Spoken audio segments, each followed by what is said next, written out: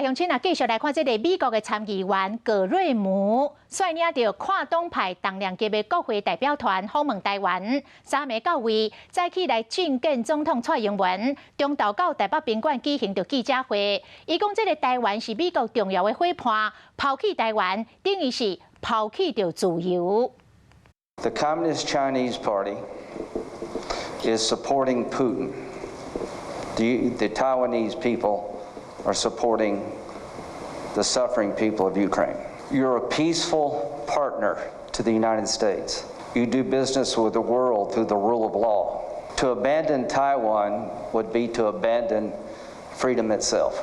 America is not going to abandon freedom. 葛瑞姆讲，台湾生产的晶片已经将做所谓世界的主导力量。除了希望台湾有更较侪人到美国投资，伊嘛说服更较侪美国人来挺台湾。葛瑞姆议员讲，即卖是对中国的共产党政权追究着责任的时阵。访问团另外一个成员，参议院外交委员会主席孟兰德兹嘛来表示，正遗憾这个中国无遵守着国际社会互动的规则。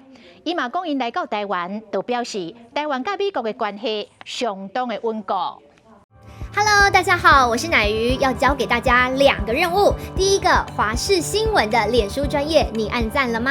还有华视新闻的 YouTube 频道，赶紧订阅起来，还要记得按赞，开启小铃铛哦。